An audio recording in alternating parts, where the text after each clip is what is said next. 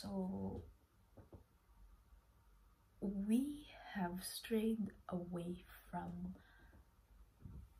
what we are supposed to talk about, because what I'm supposed to talk about regarding, because I've already mentioned that the lovely stranger is very open about her,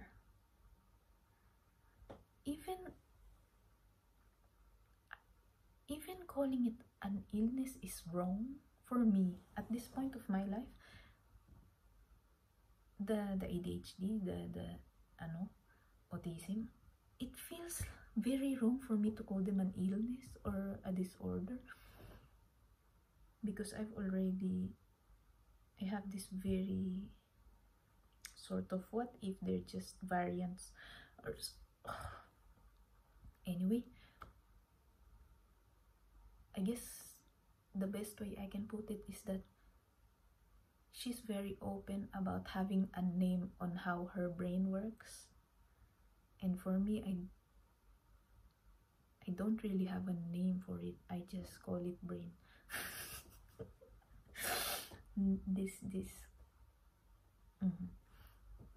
And she's very open about it, that this is the label of her brain, or this is the label of how, maybe that's not even the entire brain, just a portion of how it works, the processes. I'm not sure how she really views it, if she thinks that autism is her entire brain or just a little shard. And she's also very open about her sexuality, and she has a label for it also. And for me, that made me think of, the line in the toilet is quite very enlightening experience, especially after I had the chance to have a little time to myself.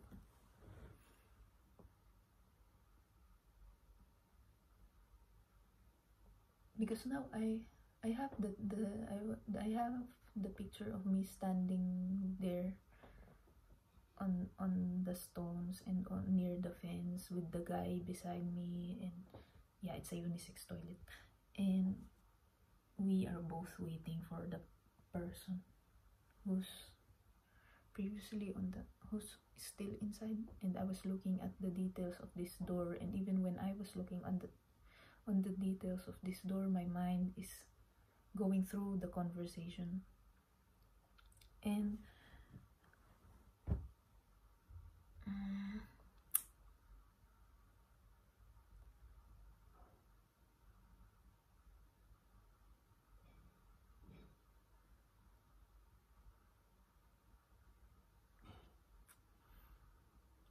the labels that I have shared to you, and some other things that are also labels, reoccur during the conversations. And basically they are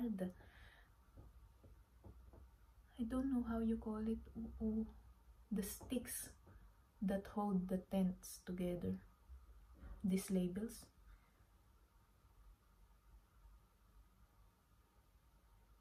And I kind of got this sensation in my head while I was on the line to the toilet. Not scratching, but poking, sort of. No one poked me. It's just my own sort of business going on within myself. I asked this question to myself: do I also sound like labels when I speak? Am I looping on the same things when I speak to you? Am I aware enough to see that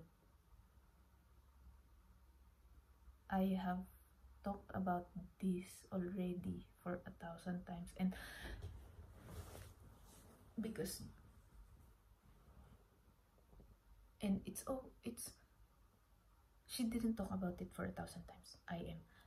I think I'm just thinking, if I was talking about something or inserting something to the point that you cannot hear everything else that I'm saying except for the thing that I keep on inserting, that it becomes a distraction. Have I guess you can have the answer to this, because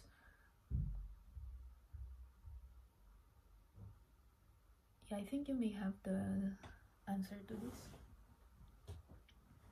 due to these letters. You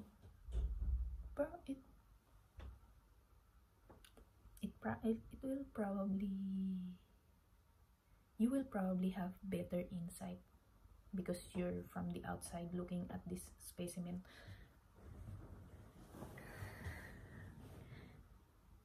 But the way I see it, when I try to look back on things, I hope I'm right, but I also know that I could be wrong.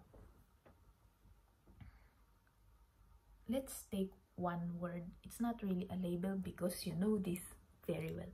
I don't like labels, even if they could be flattering to have sometimes, or ego stroking sometimes. I don't like it because it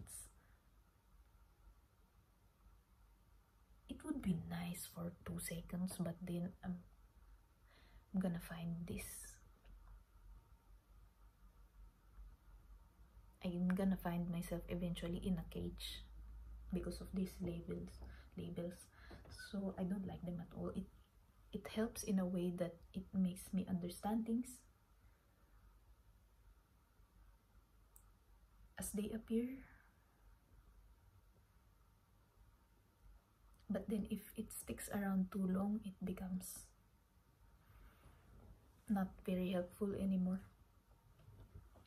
So yeah, where we left off was,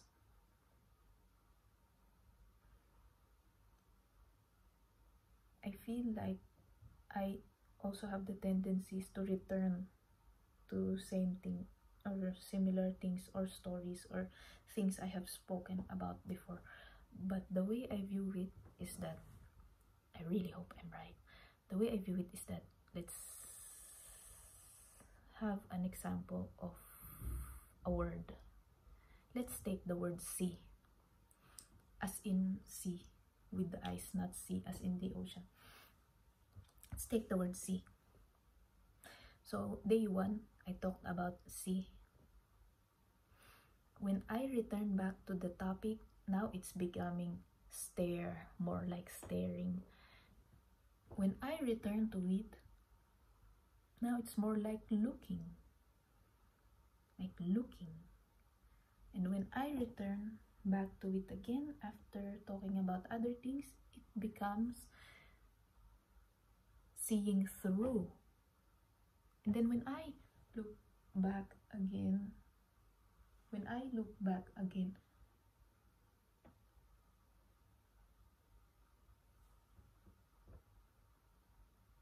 it becomes awake.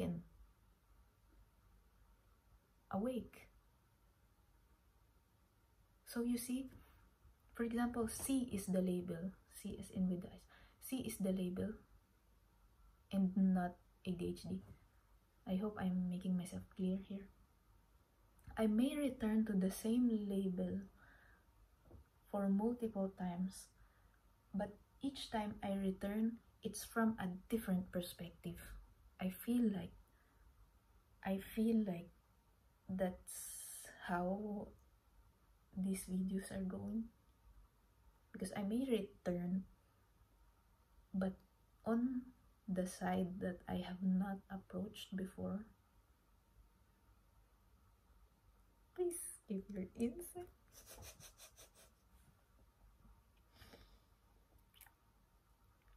Please give your insight. I really need it, especially now that I have lesser friends and it's hard to really see the blind spot, more of the blind spots. But I do feel like sometimes I also, because I can think of a few things that I have talked about, I guess, several times. I can name, actually, for research purposes. Rebellion. I've talked about this several times. Loneliness. What else? I may not necessarily put them as labels on my head, but somehow I feel like I go through these topics more than the others, just in different perspectives. Rebellion, loneliness, growing up poor,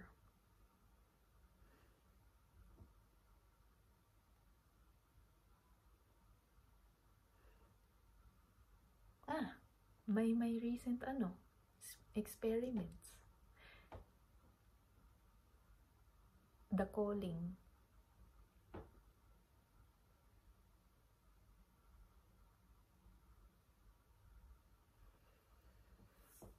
Even now that mentioning the calling and the path, I have this one insight while I was hanging the laundry earlier. Because remember how people describe it as a less traveled path? Because we have the is it called well-trodden path? The normal life, like they said, where people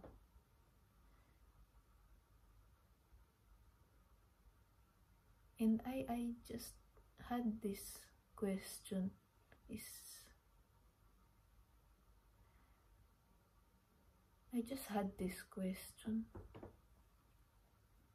because we have the normal path, the less traveled path, the two, or maybe there's more, I'm just not aware.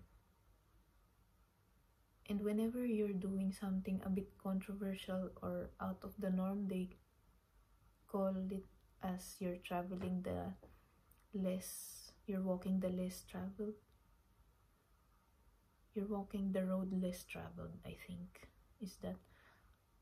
And I have this is just very fresh, so I'm not sure how well I can word this.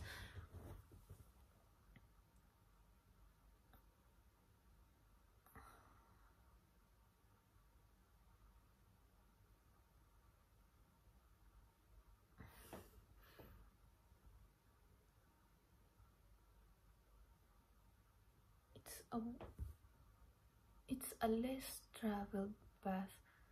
Am I traveling the less traveled path, or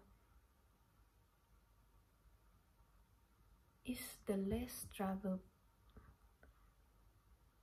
road less traveled? Does it exist, or is it just what people call the road, call people who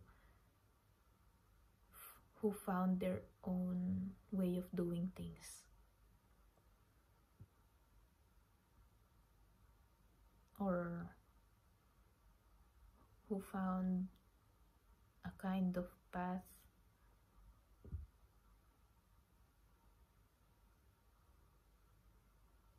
that they can more or less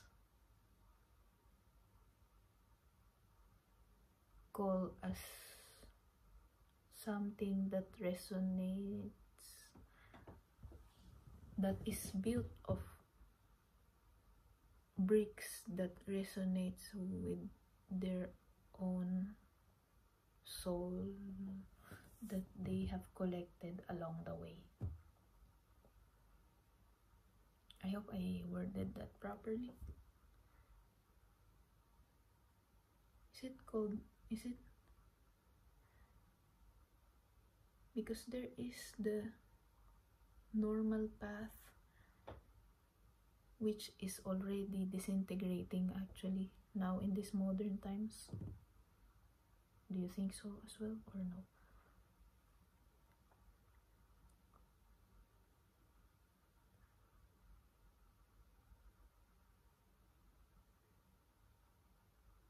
Not sure if I can really word it properly what I thought about while I was hanging the laundry.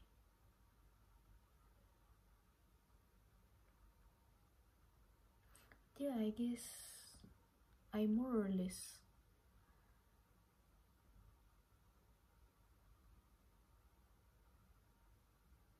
said or shared the main thing I wanted to share, the labels. Because I can see how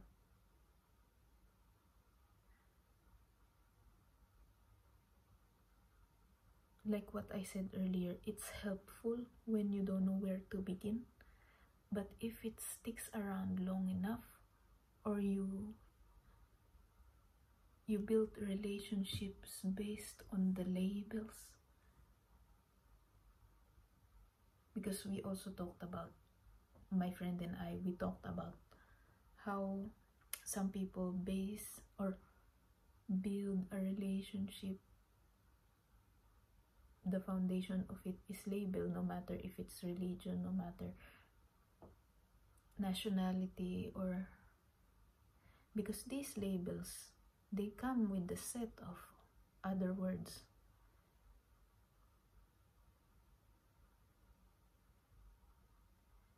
And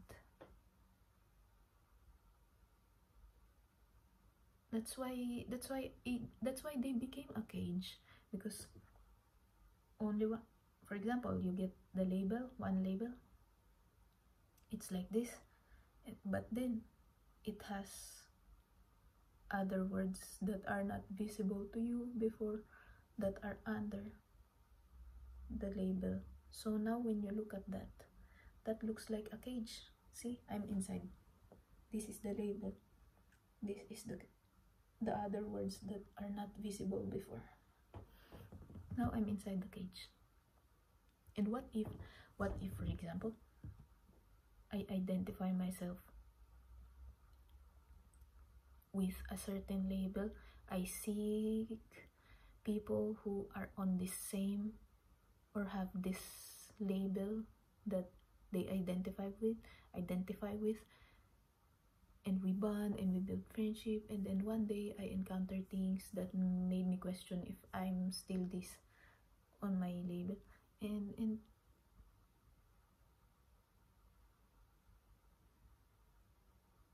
what happens then?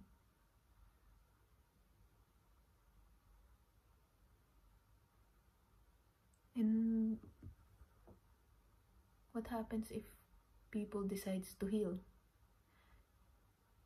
or grow or explore or change? If the what happens when the label does not resonate with anymore? It adds another layer of things I need to grow out of, because like I have shared, labels are not only labels, they come with this list that made them labels in the first place. And imagine identifying with both the labels and molding yourself in the list, because I know that for sure, because when I was young, I think I did that as well. When it comes to the depression, for years I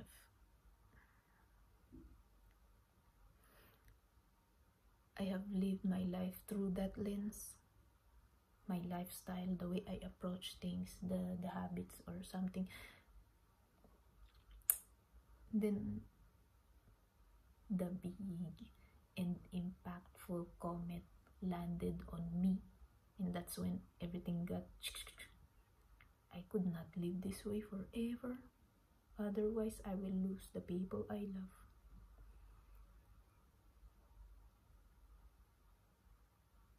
So since I have identified with my depression for such a long time, I also need a lot of time to grow out of it.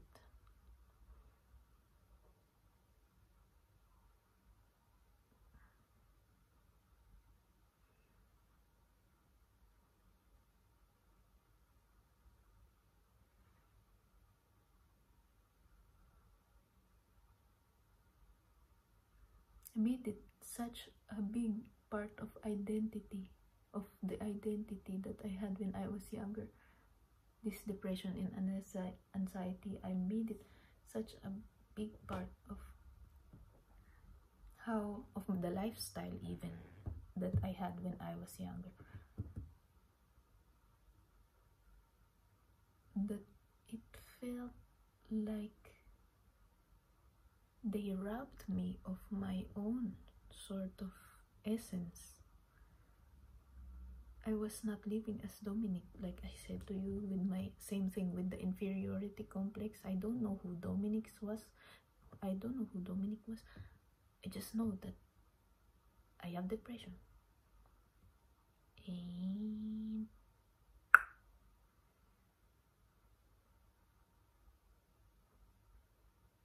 yeah, those labels. And I'm glad this again, maybe this is again is another label. I'm just not aware of it because, you know, being human is tricky and sneaky, and I don't know.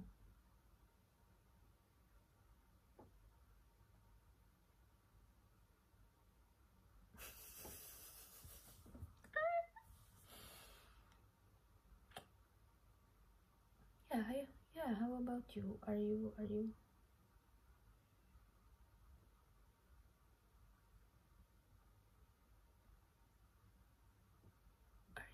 Do you find it easier when you label or identify with things, or are you more like,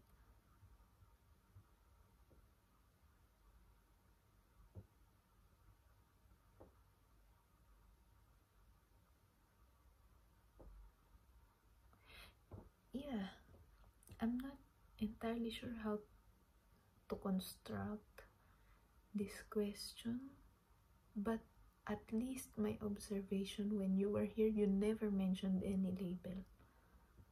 Even your course, I don't think you just described what you do, what you like, what drained you, but you never really subscribed to any sort of label, even the zodiac sign, or yeah, I cannot remember a single instance when you talked, when the main thing was a label and the other things are just supporting the label. You never did this.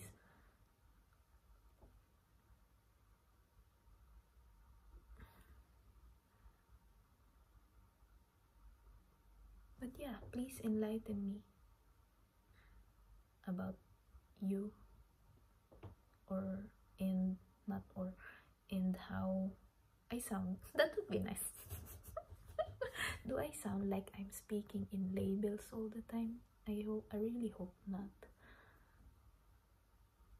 I really hope not.